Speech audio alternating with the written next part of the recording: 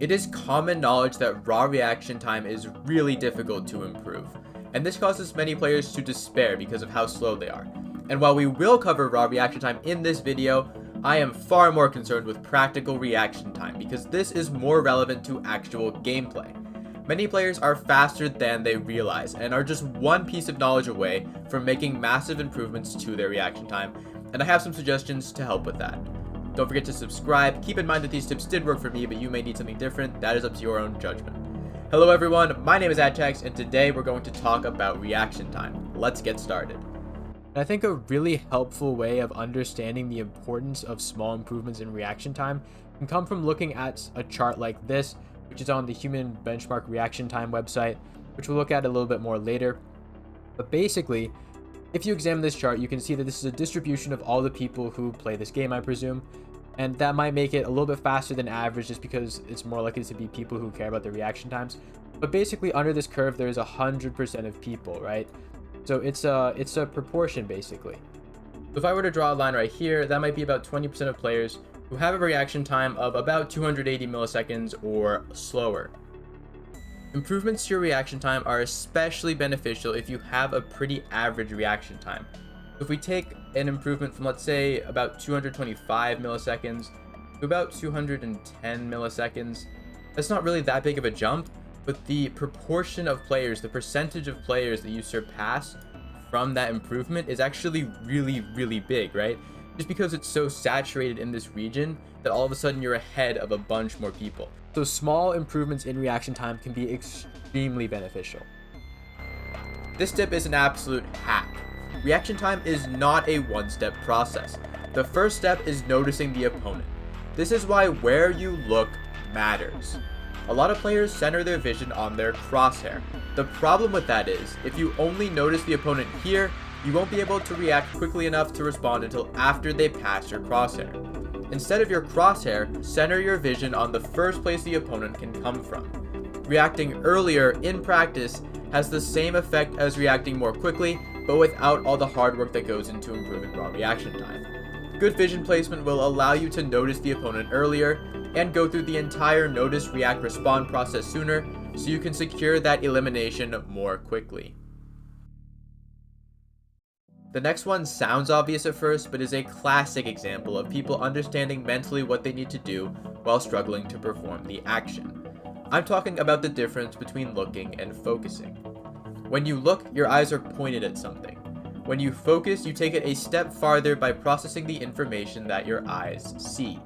It is difficult to know how to react if you don't know what is happening. That is why processing information more quickly can help reaction time, and in turn, why a high level of focus can be very beneficial.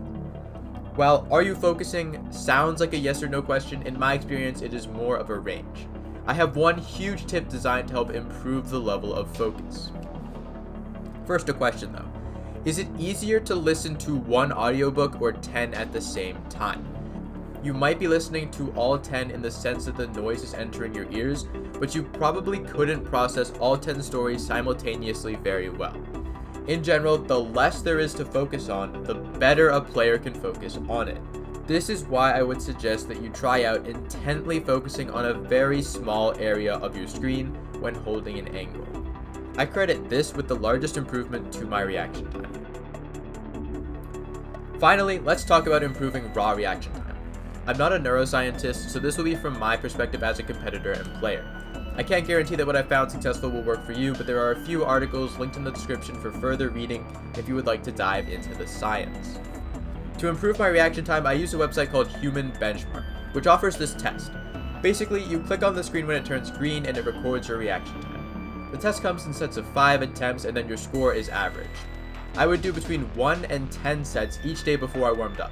I started at around 240 milliseconds and ended at around 170 to 180ish milliseconds, which, as you can see, makes a massive difference in terms of being faster than potential opponents. There is a noteworthy difference between raw abilities like how fast, how strong, or how smart you are, and skills like dribbling a basketball, taking a test, or performing the high jump.